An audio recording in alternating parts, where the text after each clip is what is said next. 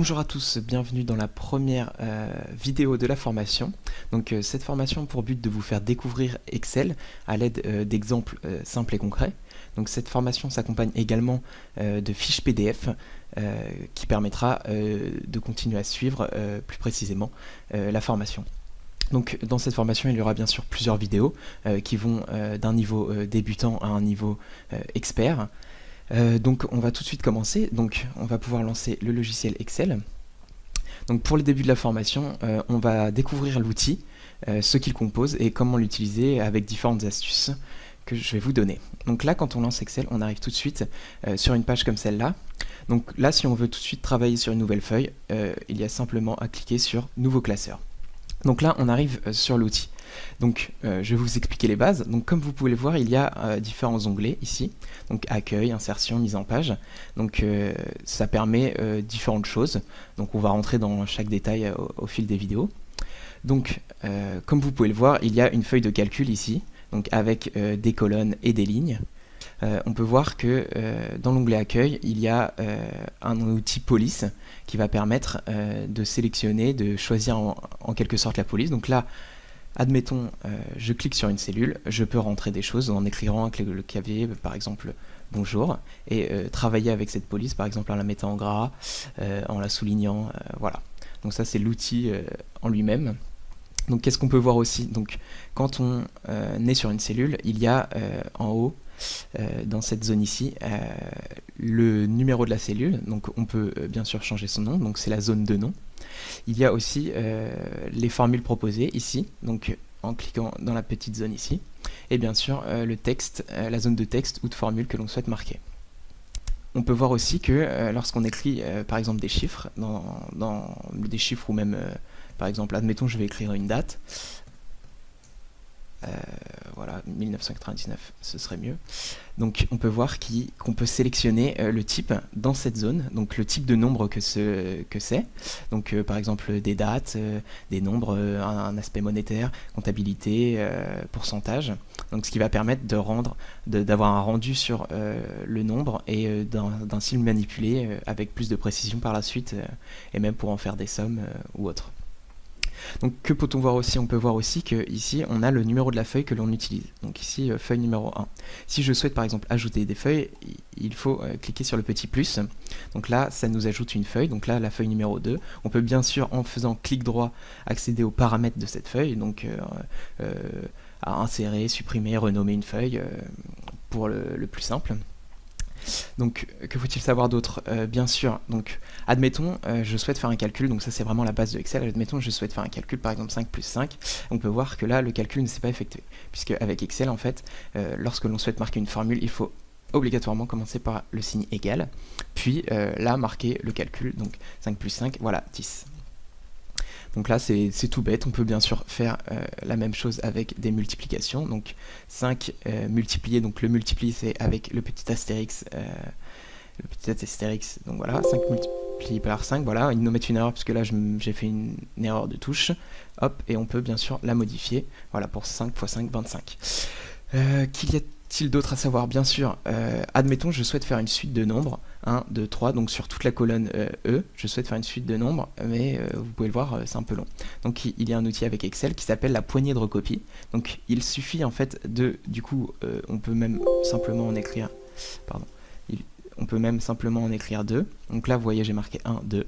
Je sélectionne les deux, donc il faut juste cliquer et rester appuyé pour sélectionner plusieurs cellules. Donc là je sélectionne les deux et je peux tirer la poignée de recopie pour écrire autant de nombres que souhaité. Donc cela fonctionne également bien sûr avec les dates. Par exemple, admettons, je vais marquer la date 2020. Et là, en fait, quand on va tirer la poignée de recopie, ça va écrire les dates à la suite. Donc voilà, vous pouvez voir que toutes les dates, donc ça peut être très pratique pour écrire un calendrier ou des choses dans cette sorte. Qu'il y a-t-il d'autre à savoir? Bien sûr, alors pour admettons je souhaite sélectionner toute une colonne, donc là au lieu d'avoir à cliquer sur toute la colonne et de tirer vers le bas toute la colonne, on peut directement sélectionner en haut de la colonne en cliquant une fois, et puis ensuite on peut faire un clic droit qui bien sûr permet d'accéder aux paramètres. Donc là on fait clic droit et on accède tout de suite aux paramètres de la colonne, et de même pour la ligne. Donc si par exemple ici je souhaite insérer une ligne plutôt, hop, ça va insérer une ligne, donc là ça a inséré la ligne numéro 4, ça a déplacé toutes les autres lignes pour pouvoir travailler dessus. Donc là on peut voir qu'il y a la ligne ici qui s'est insérée.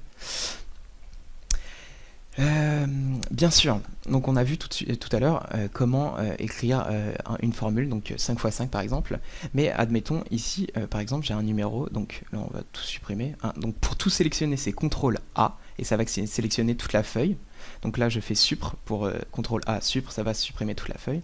Donc admettons j'ai le numéro 5 ici et là j'ai le numéro 4 et je souhaite faire dans une des autres formules faire 5 x 4 mais que ce soit dynamique, c'est à dire que quand je modifie cette cellule et quand je modifie cette cellule ça modifie bien le calcul. Donc ici en fait c'est très simple, on peut faire égal, donc sélectionner la cellule, faire par exemple plus et sélectionner la deuxième cellule, donc là vous pouvez le voir égal B4 plus D4 et voilà, donc là on aura le calcul. Et admettons si je souhaite modifier, donc mettre par exemple 10, ça va tout de suite modifier le calcul qui va être du coup dynamique et très utile pour le rendu qui sera plus intéressant. Donc que dire d'autre? Bien sûr il y a des raccourcis très importants sur Excel. Donc bien sûr comme je vous ai parlé, le raccourci CTRL A, donc qui va permettre de sélectionner toute une feuille de calcul ou toute une zone. Par exemple, admettons j'ai une zone de tableau, et ben pour sélectionner toute la zone, je pourrais faire CTRL A quand j'aurai cliqué sur le tableau. Il y a aussi également le raccourci CTRL Z qui va permettre de revenir en arrière. Donc là vous pouvez le voir, mon 9 est devenu 5. Non, mon 10 est devenu 5, je ne sais plus c'était combien. Bah pareil, le raccourci CTRL Y qui va lui permettre de revenir après. Donc là on peut voir que c'était 10 et je peux alterner comme ça si je souhaite. Donc CTRL Z et CTRL Y, donc très important. Il y a aussi bien sûr le raccourci CTRL majuscule puis les flèches. Donc les flèches qui vont permettre en fait de sélectionner toute une zone. Donc là on peut voir que du coup donc CTRL SHIFT et CTRL majuscule et la flèche du haut donc va permettre de sélectionner toute la zone.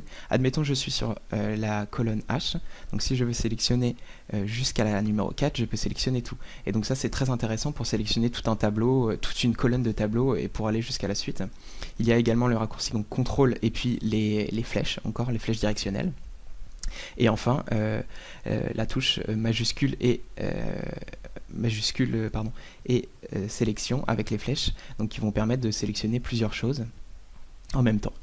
Et enfin également majuscule et contrôle, mais avec cette fois des clics, donc qui vont permettre de sélectionner plusieurs cellules. Admettons je souhaite sélectionner seulement ces 3 cellules sans sélectionner quelque chose d'autre, et ben voilà, là on peut voir que du coup j'ai réussi à souligner les 3 cellules, mais aussi également avec Shift. Donc admettons je souhaite sélectionner toute une zone que je voudrais définir en tableau par la suite. Donc on clique sur une cellule, on clique sur Shift avec donc un autre doigt, on reste appuyé et on appuie avec la souris sur un autre partie, ça va sélectionner toute une zone de tableau.